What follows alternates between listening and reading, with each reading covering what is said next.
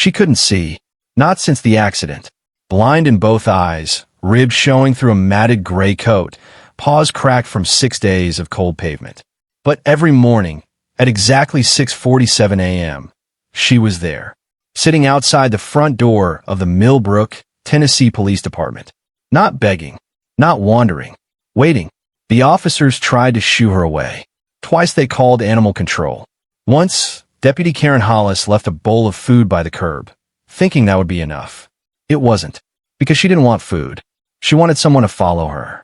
And on the 6th morning, when one broken, barely holding together officer finally did, what he found 3 blocks away would empty him completely. Right there on the sidewalk, in front of everyone. Stay with us. This story will reach into the quietest part of you and remind you that love finds a way, even when it cannot see. Hit like, subscribe, and drop your country in the comments. We want to know where in the world this story finds you today. Deputy Marcus Webb was 44 years old, and he was disappearing. Not physically. He was still there, 6 foot, broad-shouldered, the kind of man who fills a doorway and makes rookies stand up straight without meaning to. 21 years on the Millbrook PD. 3 commendations. 1 Medal of Valor from a hostage situation in 2019 that he never talked about. Still there. Still showing up. But something essential had gone quiet inside him. Like a radio left on in an empty room. Sound still coming out, but nobody home. His wife, Denise, had noticed it first. 3 years ago, when their son Tyler was killed in a car accident on Highway 412. 22 years old. Coming home from his first real job. A drunk driver crossed the center line at 11:40 on a Tuesday night. Marcus had been the first officer on scene.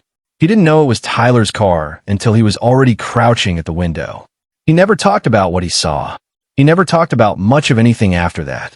His wife Denise tried. She left counseling pamphlets on the kitchen table. She sat beside him on the porch Sunday mornings and didn't push, just waited for him to come back. He never did. Not anger. Not drinking. Nothing dramatic enough to confront. Just distance. Tyler's bedroom door stayed closed. His college hoodie still hung on the hook by the garage. Marcus walked past it every morning. Never touched it. Just walked past. His daughter Amber, 26, living in Memphis, called every Sunday. The calls lasted 7 minutes. She'd ask how he was. He'd say fine. Then, love you, Dad. Then, love you too, Ams.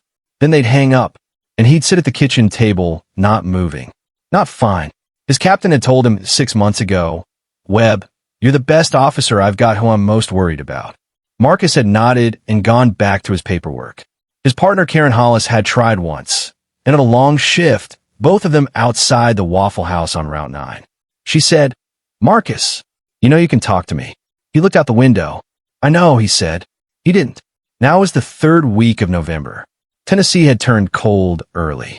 Marcus arrived at 6:40 every morning, 7 minutes before his shift, because the house was hardest in the early hours before the day gave him somewhere to put himself.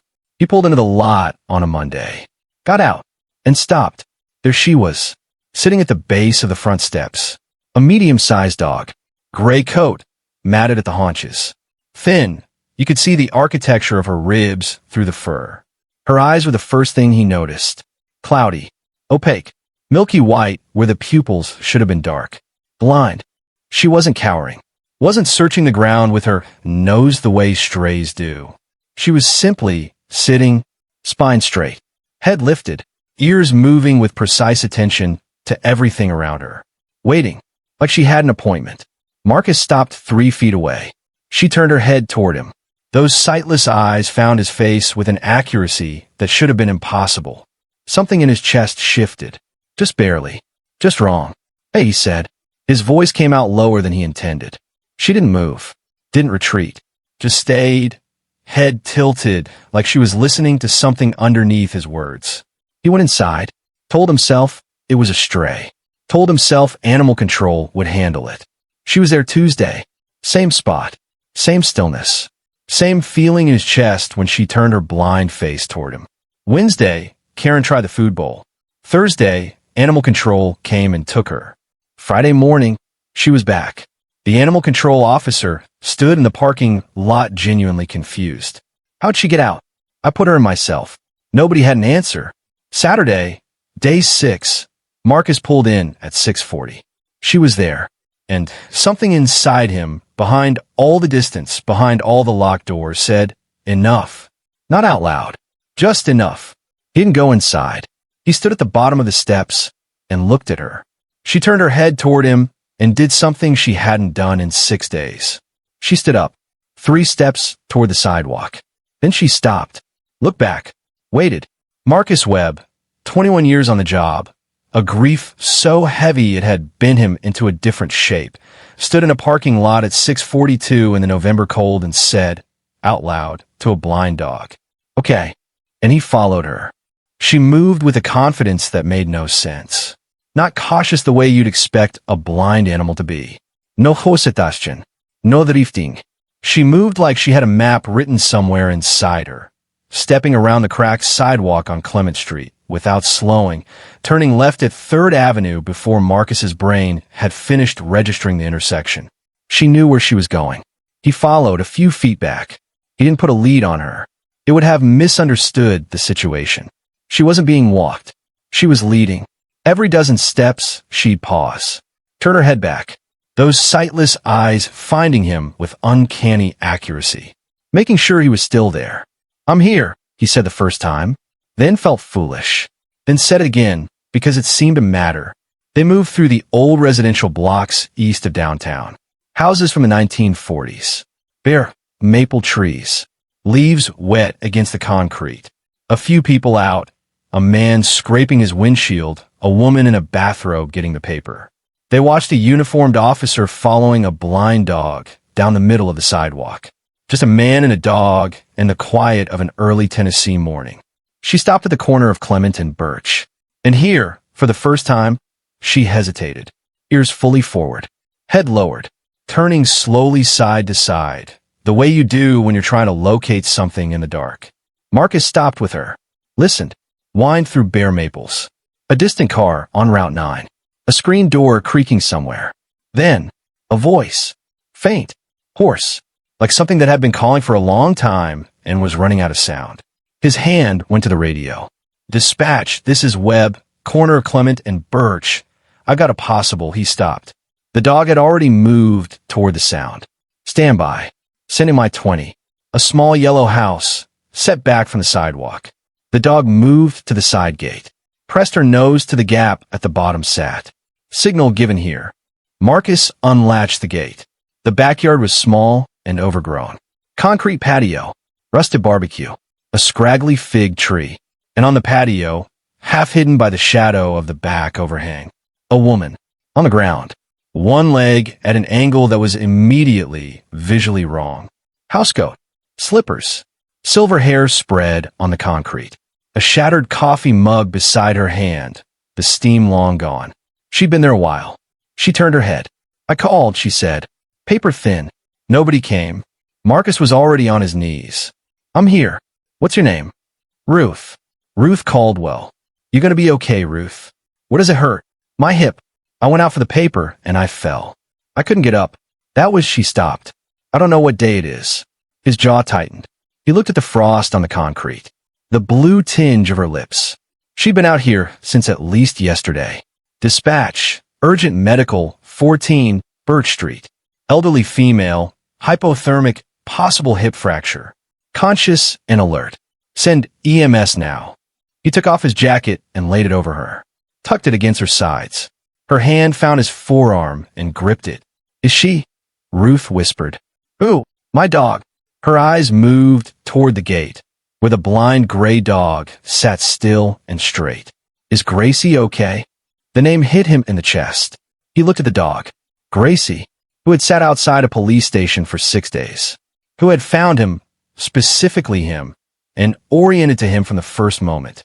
Who had led him to this exact gate, this exact patio, this exact woman on the cold ground. Gracie, Marcus called. She came immediately. Pressed her nose into Ruth's outstretched hand.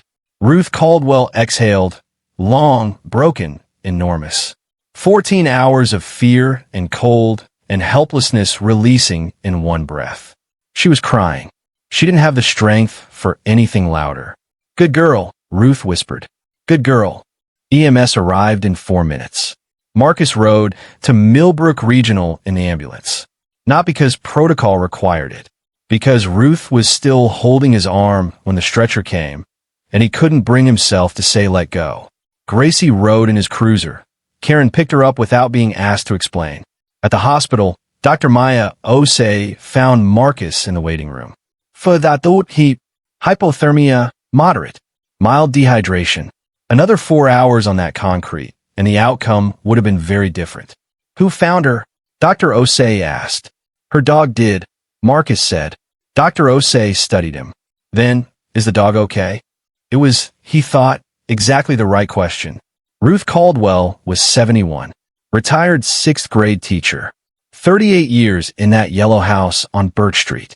Her husband Charles had passed 4 years ago, his reading glasses still on the nightstand, his handwriting still on the spice labels in the kitchen cabinet. She hadn't moved a single jar. She'd gotten Gracie 2 years ago from a rescue outside Nashville. Found wandering a highway median. The blindness was from trauma, a vehicle strike, the vet believed. Both optic nerves gone. She compensates extraordinarily well, the vet had told Ruth. Sound, scent, spatial memory. She may be one of the most aware animals I've seen. Ruth had taken her home that afternoon.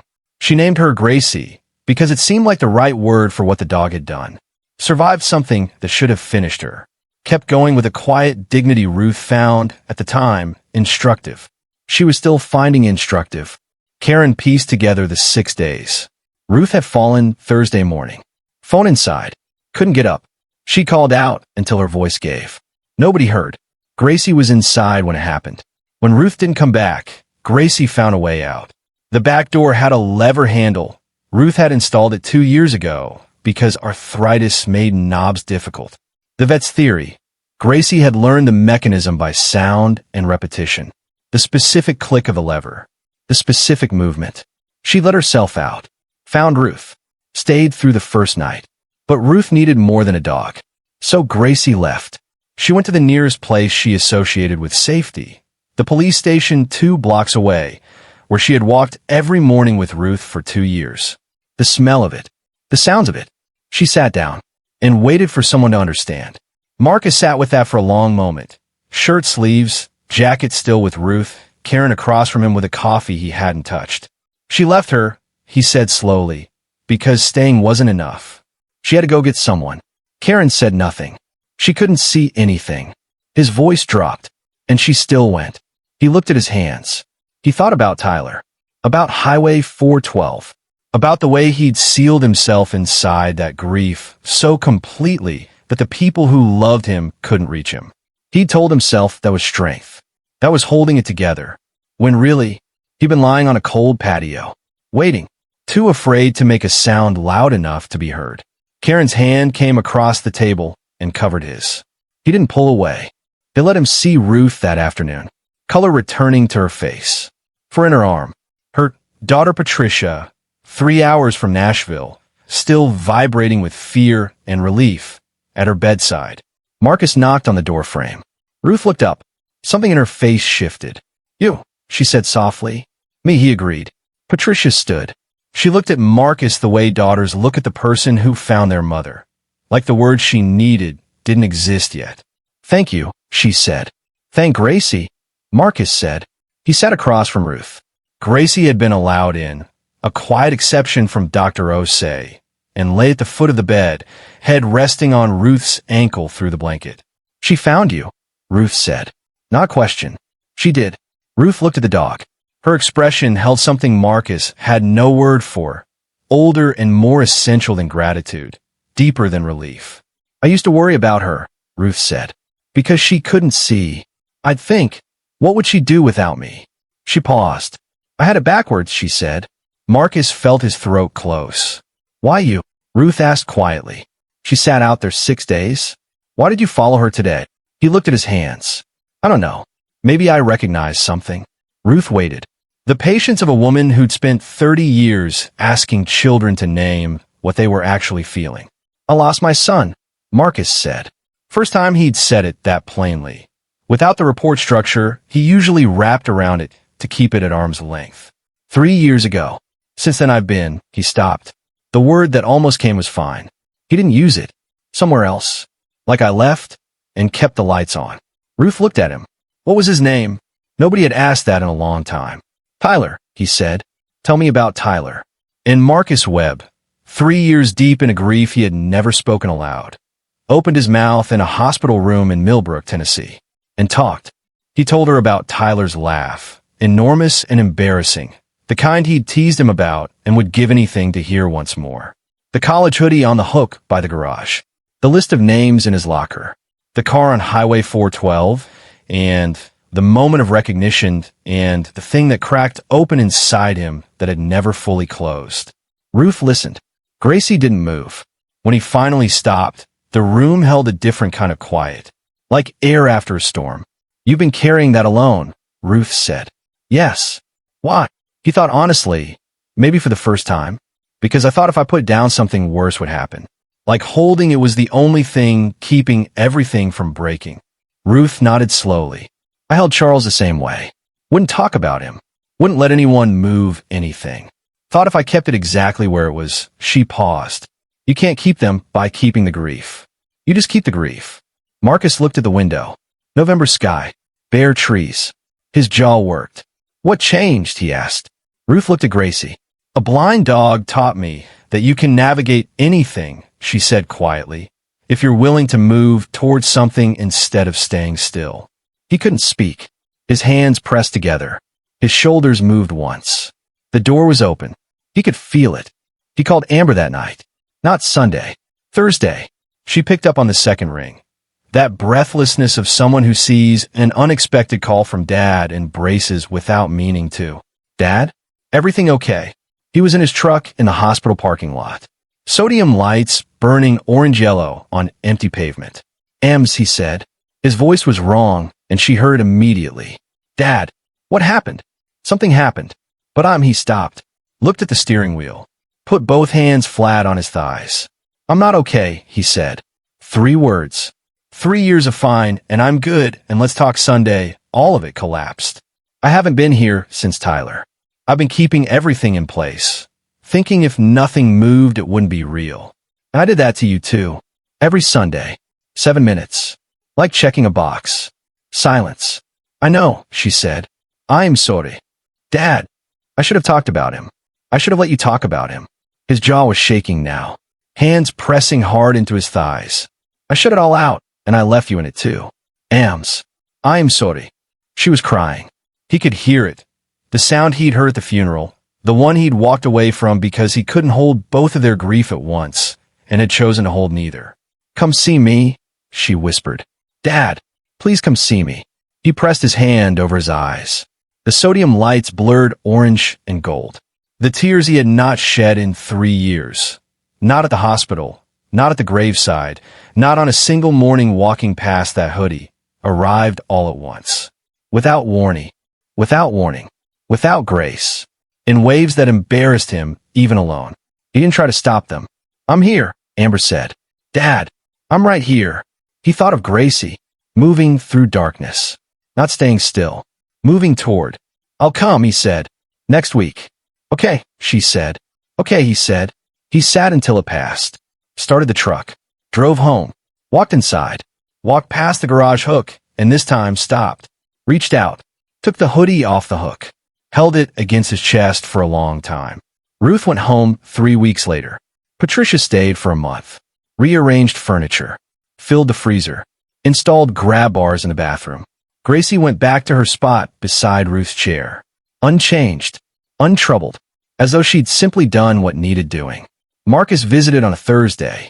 Yellow flowers, because Patricia said Ruth liked anything bright. They talked for an hour.